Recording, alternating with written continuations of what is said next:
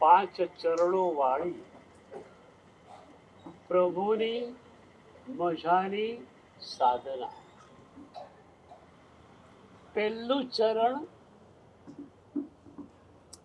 આપણા અહોભાવને ઉદ્દીપ્ત કરે એવી સામગ્રીની પ્રાપ્તિ. એક ઘટના યાદ આવે.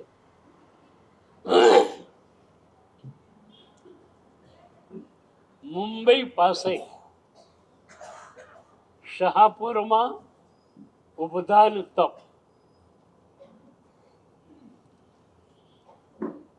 પ્રવેશના આગળના દિવસે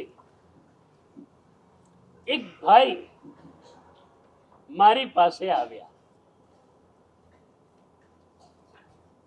વંદન કર્યું અને પછી એમણે પૂછ્યું કે ગુરુદેવ, સ્વાધ્યાયનો રસ ઘણો છે, સ્વાધ્યાયમાં કલાકો સુધી ભીતર ઉતરી શકું છું, પણ ક્રિયાનો રસ નથી. ઉબધાન તપમાં ક્રિયાનું મહત્વ છે, તો મને ઉબધાન તપ આવશે કે નહીં ભાવે? મેં કહ્યું, પ્રભુ તમને અહીં સુધી લઈને આવ્યા છે, તો પ્રભુ જ તમને આગળ લઈ જશે. મુંબઈથી શાહપુર તમે આવી ગયા, ઉબધાન તપનું ફોર્મ ભરી દીધું, એ પાસ થયું, તમે અહીંયા આવી ગયા, પ્રભુ તમને અહીં સુધી લઈને આવ્યા, એ જ પ્રભુ તમને આગળ લઈ જશે.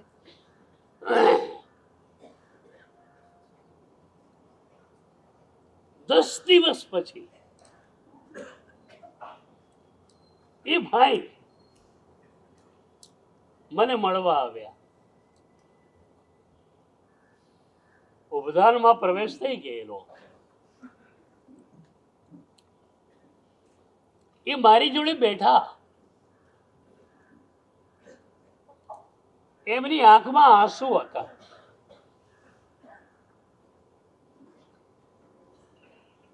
મેં પૂછ્યું કે શેના આંસુ છે? થોડી વાર તો એ બોલી શક્યા નહીં.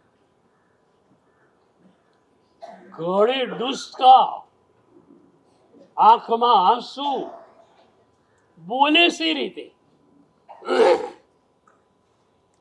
થોડી વારે ડૂસકા થમ્યા, ત્યારે એમણે કહ્યું કે ગુરુદેવ, પ્રભુએ તો એક્સેલન્ટ એક્સપિરિયન્સ આપ્યો, અદ્ભુત અનુભવ. આવા અનુભવની કોઈ કલ્પના પણ નહોતી. મેં પૂછ્યું, શું અનુભવ પ્રભુએ આપ્યો? તમને પણ પરમાત્મા સતત અનુભવો આપે છે. એક સારો વિચાર તમને આવ્યો.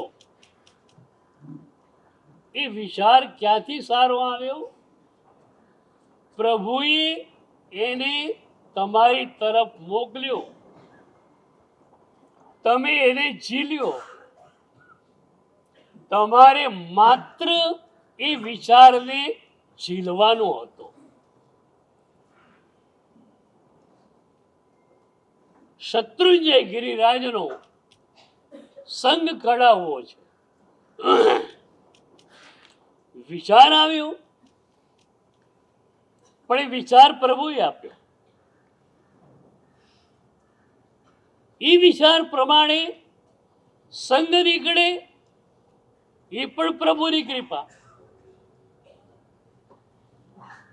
લલિત વિસ્તરા સૂત્રની પંજિકામાં બહુ જ સરસ વાત આવી.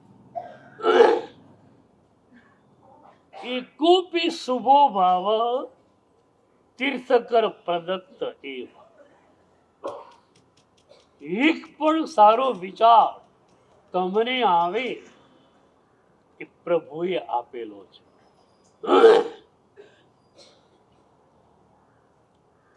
દાદા ગુરુદેવ ભદ્રસુરી દાદા, હું જ્યારે બાળ મુનિ હતો ત્યારે મેં એકવાર દાદાને પૂછેલું કે દાદા, તમને દીક્ષા કોણે આપી? દાદા કહે છે, પ્રભુએ મને દીક્ષા આપી. તમારા મને કેટલા આવા છે? કોઈ વિચાર નહોતો, ઉપદાન થયા, પ્રભુએ વિચાર આપ્યો, તમે દીક્ષા લીધી. તો કોણે દીક્ષા આપી? પ્રભુએ દીક્ષા આપી.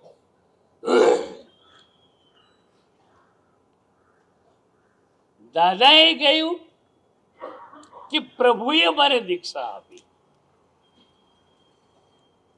મેં કહ્યું પ્રભુ સી રીતે દીક્ષા આપે? આ રજોહરણ આપવાનો આખરે તો સદગુરુ આપે ને. તો દાદાએ કહ્યું કે સદગુરુનો હાથ હતો, પાછળ પરમાત્મા હતા. એ રજોહરણનો સ્પર્શ થાય ત્યારે માત્ર સદગુરુની કૃપાનો જ અનુભવ ન થાય, રોમે રોમે પરમાત્માના સ્પર્શનો અનુભવ થાય. મારા પ્રભુ મારા ઉપર ઈચ્છ્યા અને મને આ અદ્ભુત વરદાન આપ્યું. પછી દાદાએ મજાની વાત કરી. દાદા રાધનપુરમાં રહેતા, લગ્ન થઈ ગયેલા,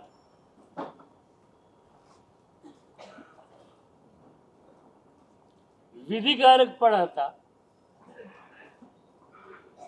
જૈન ધર્મનું ઊંડું જ્ઞાન હતું, પણ દીક્ષાનો વિચાર ક્યારે પણ આવેલો નહીં.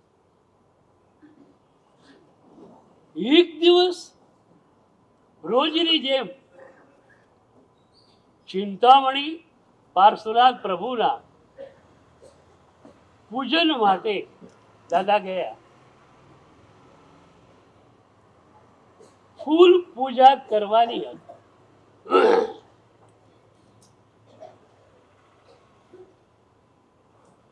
એક ફૂલ દાદાના હાથમાં એ પ્રભુને સમર્પિત કરવાનું છે. એ વખતે અચાનક એક વિચાર, એક ભાવ પ્રભુએ આપ્યો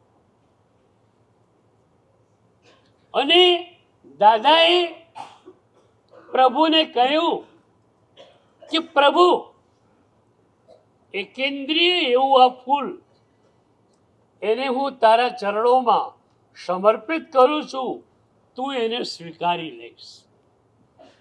પણ પંચેન્દ્રિય એવો હું, તું મને સ્વીકારે ખરો? અચાનક જ વિચાર આવ્યો છે. દીક્ષા લેવી એવો વિચાર સપનામાં પણ નહોતો.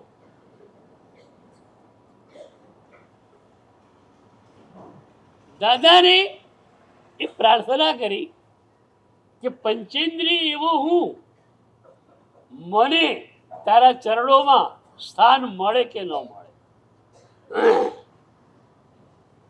એ જ વખતે દાદાના મુગટમાં, પ્રભુના મુગટમાં એક ફૂલ હતું. ફિટ થયેલું, જે નીકળે એવું હતું નહીં, એ ફૂલ દાદાના હાથમાં આવ્યું, સીધું જ કર્યું. દાદા સમજ્યા કે પ્રભુએ મારો સ્વીકાર કર્યો છે.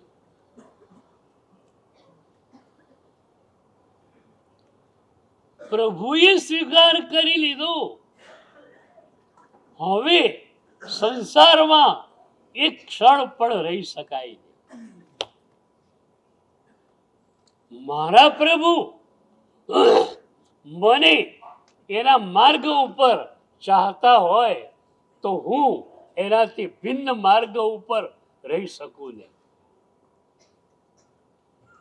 પણ લાગ્યું કે ઘરવાળા જલ્દી રજા નહીં આપે. પત્નીને કદાચ સમજાવી લેવાશે, પણ બીજા ઘરવાળા સમજે એવા નથી. શું કમાલની વાત છે. આ વિચાર આવ્યો અને જાણે કે પ્રભુએ ઉત્તર આપ્યો. એ જ ક્ષણે એમણે ઘઉં, ચોખા, ઘી અને ગોળ આ ચારેયનો દીક્ષાનું મુહૂર્ત ન નીકળે ત્યાં સુધીનો ત્યાગ કરી લીધો. 12:15 ઘરે આવ્યા. રસોઈ તૈયાર હતી. પત્નીએ કહ્યું જમવા બેસો,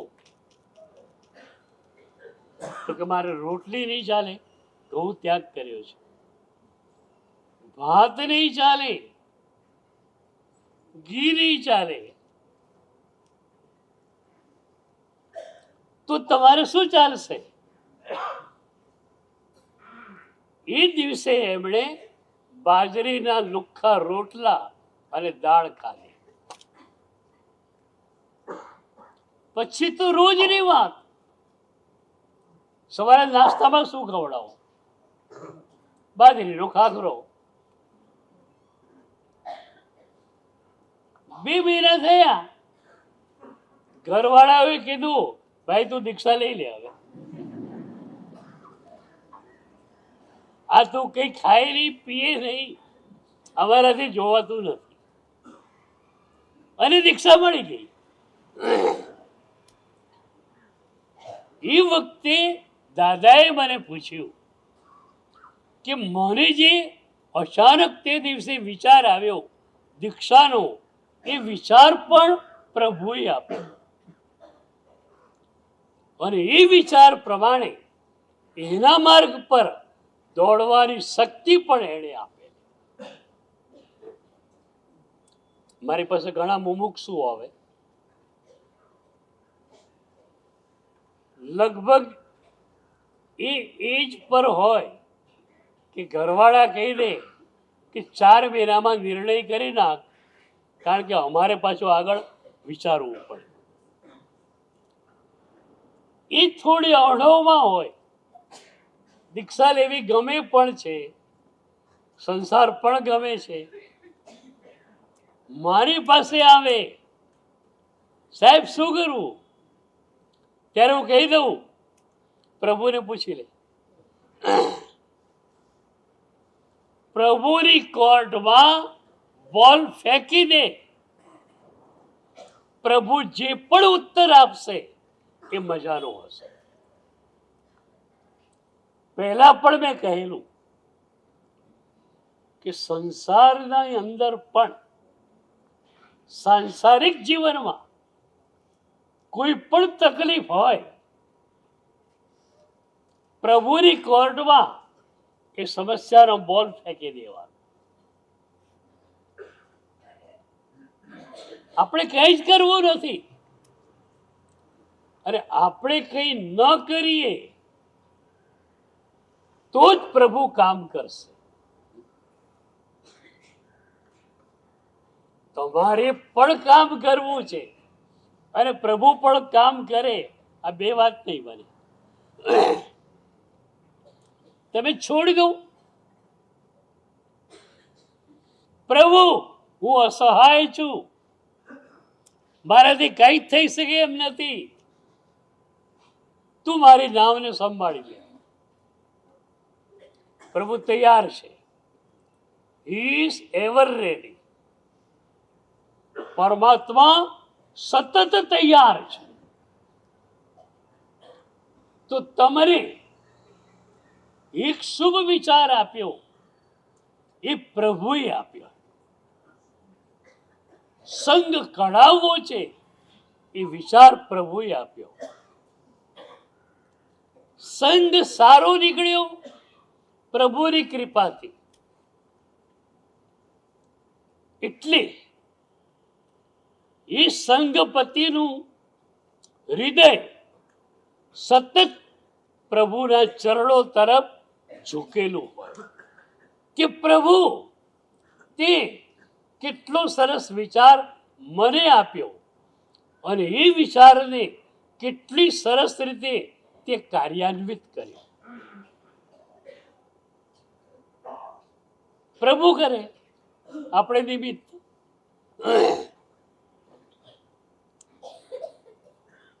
આ સુધર્મા પીઠ પરથી પ્રવચન આપીને હું નીચે ઉતરું છું ત્યારે મારી આંખો ભીની હોય છે. એ મારી આંખોની ભીનાશ પ્રભુને કહેતી હોય છે કે પ્રભુ તારી પાસે તો અગણિત સાઉન્ડ સિસ્ટમ્સ છે અને છતાં તે મારા જેવા નાચી જ માણસની સાઉન્ડ સિસ્ટમ યુઝ કરી. પ્રભુ હું તારો બહુ જ ઋણી છું. આખા વિશ્વની અંદર આજે આ વિચારો ફેલાયેલા છે. આફ્રિકાના અંધારઘેરા ખંડોની અંદર પણ પ્રાર્થનાનું મહત્વ છવાયેલું છે. એક બહુ સારું પુસ્તક હમણાં બહાર આવ્યું છે, ઓપનિંગ ડોર્સ વિધિન.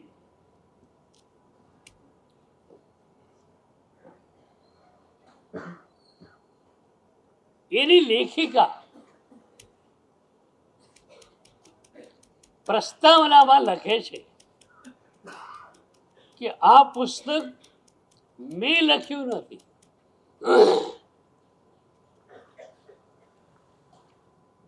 લેખિકા પ્રભુ કૃપાની ધારામાં ક્યારે પણ આવેલા નહીં. ઘણા બધા પુસ્તકો લખેલા અને એનો અહંકાર ઘણો હતો.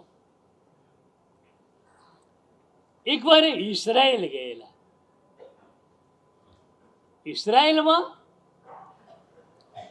કિબુત્સો નામની એક વસાહત છે. એ વસાહતના લોકો ઇલેક્ટ્રિસિટી બિલકુલ આજે પણ વાપરતા નથી. રાત્રે ફાનસનું ટમટમ્યું. ખેતી પણ દેશી પદ્ધતિએ કરવાની. ક્યાંય ઇલેક્ટ્રિસિટી નહીં. લેખિકા ત્યાં ગયા. ઈચ્છા એટલી જ હતી કે ત્યાંની મુલાકાત લઉં અને એક પુસ્તક બહાર પડી જાય. સાંજે પહોંચ્યા, જમ્યા, રાત પડી, અંધારું ઘોર. 9 વાગે તો બધા ફારસ પણ બુજાઈ ગયા.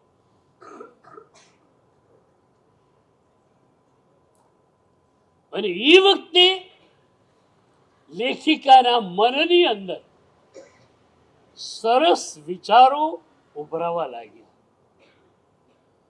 લેખિકા નવાઈમાં પડી ગયા. આ વિચાર પોતાને ક્યાંથી આવે? એ સમજી ગયા કે પ્રભુ મને આ વિચારો આપી રહ્યા છે. ઈચ્છા થઈ કે આ વિચારોને શબ્દબદ્ધ કરો. અંધારામાં લખવાની ટેવ નહીં. એ લેખિકા 1.5 કિલોમીટર દૂર રોડ ઉપર એક ટોયલેટ હતું, એની બાજુની બત્તીનો પ્રકાશનો સહારો લઈને પ્રભુએ જે વિચારો આપ્યા એને લખે છે. એ પુસ્તક ઓપનિંગ ડોર્સ વિધિન વિશ્વના બેસ્ટ સેલર પુસ્તકોમાં એક છે. પ્રભુ લખે પછી કેવું હોય, આપણે લખીએ ત્યાં જ ગરબડ ગોટાળા થવાના. તમે કંઈ પણ કરો ને એમાં ગરબડ ગોટાળા થવાના જ. હું કરું પણ તમે પરીખમાં જતા રહો, કેન્દ્રમાં પ્રભુને લાવી દો, પછી જુઓ કેવી મજા આવે છે. કલાપૂર્ણ સ્વરી દાદા આ જ વાત કરતા. એ કહેતા હું બોલતો નથી, પ્રભુ બોલે છે. એક વાર એમણે કહેલું કે પ્રવચન કરવા માટે મારે જવાનું હોય ત્યારે હું વિચાર કરતો નથી કે કયા સબ્જેક્ટ પર બોલું. 2000 માણસ મને સાંભળવા માટે બેઠું છે. કયા વિષય ઉપર બોલવું એ 9:05 સુધી નક્કી ન હોય, અને 9 વાગે મંગલાચરણ કરવાનું હોય. 9:05 ઓછી દાદા પ્રભુને પ્રાર્થના કરે કે પ્રભુ તારી જ વાતો કહેવા માટે જાઉં છું. જેવું વૃદ્ધ છે એવી વાતો મારા મોઢેથી તું કઢાવજે. મારે તો કઈ બોલવું છે નહીં, તારે બોલવાનું છે. I have not to speak a single word. He has to speak. અરે એ બોલે ત્યારે કેટલી મજા આવે. તમે એકવાર અનુભવ તો કરો. કોઈ પણ કાર્ય છે એને સોંપી દો, પછી જુઓ એ કાર્ય કેટલું તો મજાનું થાય છે. મેં પ્રભુને બધું સોંપી દીધું તો પ્રભુ બધું મજાનું કરે છે. આ સુરતમાં કતારગામ દરવાજામાં અંજન સલાકા પ્રતિષ્ઠા વિમલનાથ દાદાની, જે રાત્રે અંજન સલાકા હતી એ સાંજે હું મારા આસન ઉપર બેઠેલો. એક ભાઈ આવ્યા, એમણે મને પૂછ્યું કે સાહેબ રાત્રે આપ પ્રભુના અંજન માટે જશો, અમને તો પ્રવેશ મળવાનો છે નહીં, પણ પ્રભુનું અંજન કરતી વખતે આપના હૃદયમાં શું ભાવ હશે? અનાયાસે મારા હોઠમાંથી ઉત્તર નીકળ્યો કે ભાઈ પ્રભુની અંજન સલાકા પ્રભુ કરે. યશો વિજયનું કોઈ ગજુ નથી. યશો વિજયને એ દૃશ્ય જોવાનો લાભ મળશે. કલાપૂર્ણ શ્રી દાદાએ કહેલું કે હું પ્રભુનું અંજન નથી કરતો, પ્રભુ મારી આંખોમાં અંજન કરે છે.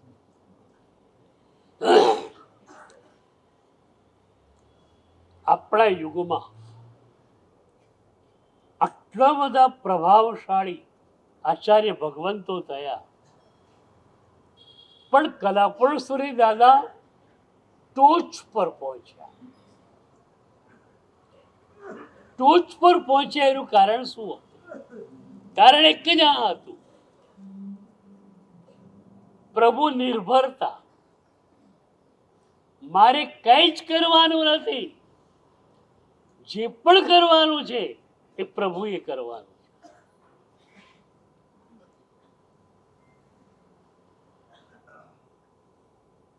પેલા ભાઈ મારી પાસે બેઠા, આંખમાં આંસુ,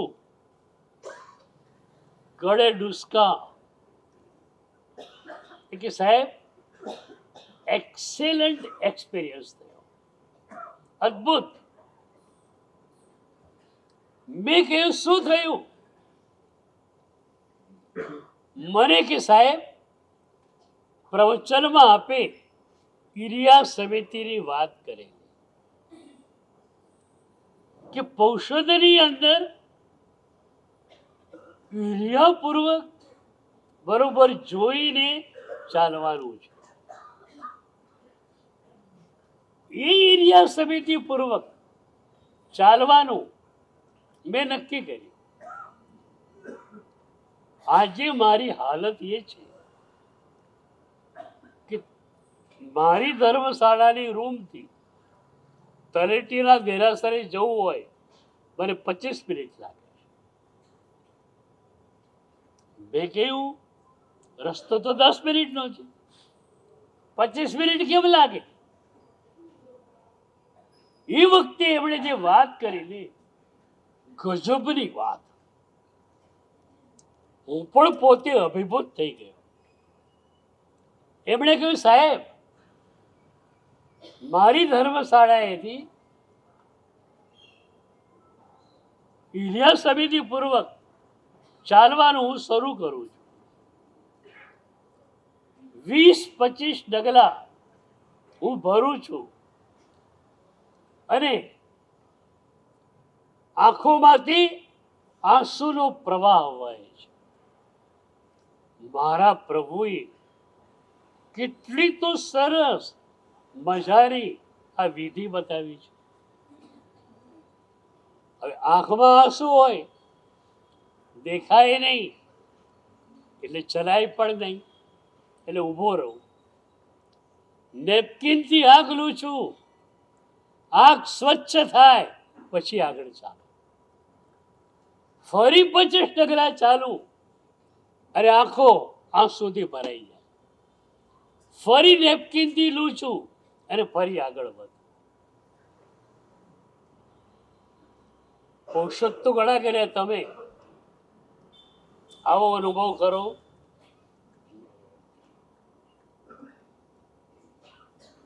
આવો અનુભવ છે.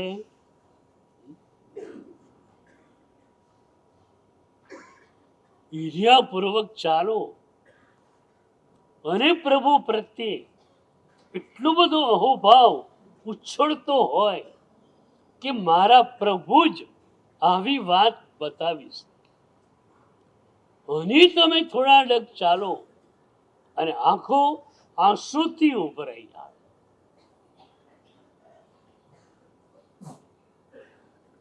તો એ ભાઈએ કહ્યું કે મારી ધર્મશાળાની રૂમથી તળેટીના દેરાસરે જતા મને 25 મિનિટ લાગે છે, પણ ગુરુદેવ અદ્ભુત અનુભવ. એ ભાઈ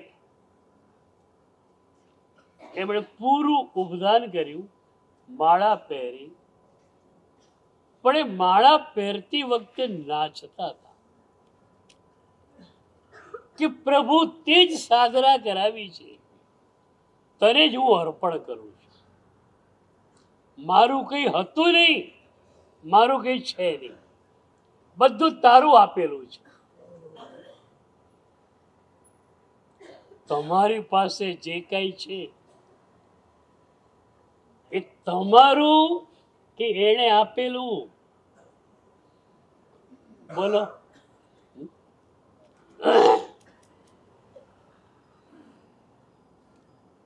આપણી પાસે સાધુ સાધ્વીજીઓ પાસે જે વિચાર શક્તિ છે, જે ભાષા શક્તિ છે, એ બધું જ કોણે આપેલું? પ્રભુએ આપેલું.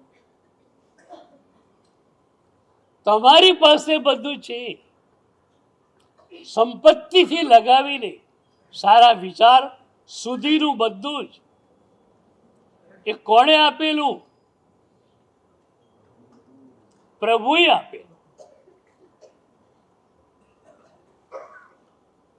પ્રભુએ તમને આપ્યું છે.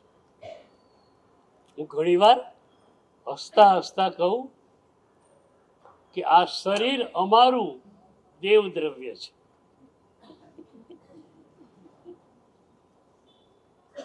આ દેવ દ્રવ્ય ને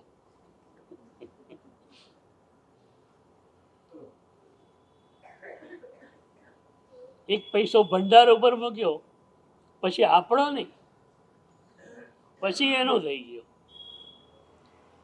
એમ આ જીવન પ્રભુને ચરણે સોંપ્યું પછી તમારું કે એનું?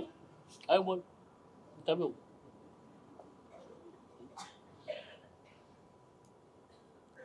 આ જીવન પર અધિકાર તમારો કે પ્રભુનો? તમારી એક એક ક્ષણ પ્રભુ દત્ત જોઈએ. પ્રભુ અદત્તતા આવે તો ત્રીજા મહાવ્રતની અંદર અતિચાર આવે. એક એક ક્ષણ પ્રભુ દત્ત જોઈએ. પ્રભુની આજ્ઞા પ્રમાણે જ શરીર અને મન વર્તવા જોઈએ. થોડો ટાઈમ તમને આપ્યો વિચારવા માટે. બધું કોનું? અરે ભાઈ નૌકરશી નથી કરી, મને ખબર.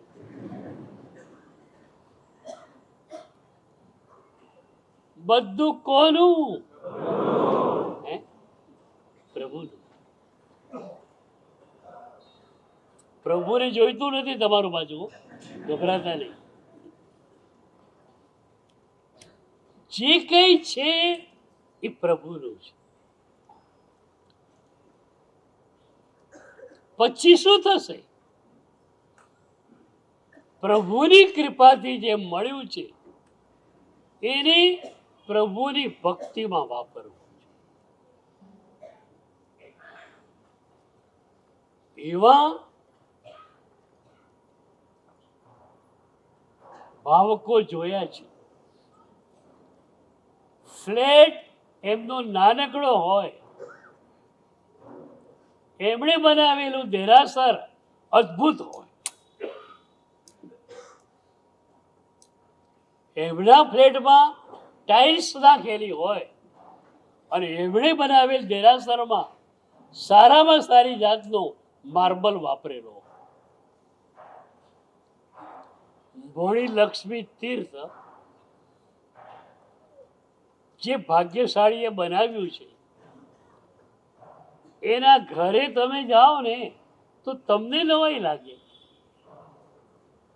કે 400-500 કરોડ રૂપિયા એક તીર્થમાં જેને ખર્ચ્યા અને બીજા 4 તીર્થો એને પાછા બનાવવા છે. એ માણસ કેવા ફ્લેટમાં રહે છે?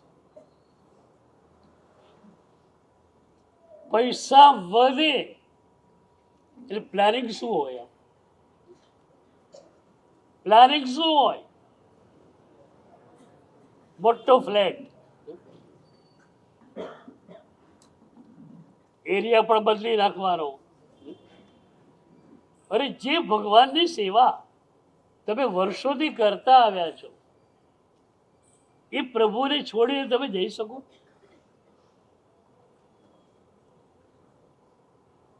પાલ વાળા પાલ છોડીને ક્યાંય જઈ શકે? પાલિતાણાની ઉપાધિ મળી. હવે પાલવાળા પાલને છોડવાનો વિચાર બી કરે.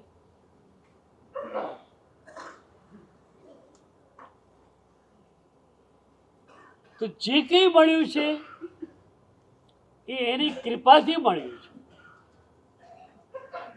મારી આવડગતથી નહીં, મારી હોશિયારીથી નહીં, મારી મહેનતથી નહીં, એની કૃપાથી મળ્યું છે. અને એની કૃપાથી જે મળ્યું છે એને એની ભક્તિમાં વાપરવું છે. બસ આ વિચાર આજે મનમાં સ્થિર કરો કે બધું જ એણે આપેલું છે, મારું કશું જ નથી. અને એણે જે આપ્યું છે એ એની આજ્ઞા પ્રમાણેના માર્ગ પર મારે ખર્ચવું છે. તમે બધા એ જ માર્ગ પર છો. કેટલા બધા લોકો આવે છે આજે કે સાહેબ દેરાસર બનાવવું છે, સારો એરિયા હોય બતાવો. 50-100 જણા રોજ પૂજા કરતા હોય એવી જગ્યાએ મારે સ્વદ્રવ્યથી દેરાસર બનાવવું છે. આવા એક નહીં, અનેક લોકો લાઈનમાં ઉભેલા છે. અને એની પાછળનું કારણ આ જ છે કે મને જે મળ્યું છે એ એના કારણે મળ્યું છે. આ બધું કોનું? તમારા જીવનની એક એક ક્ષણ કોની? પ્રભુની. નક્કી.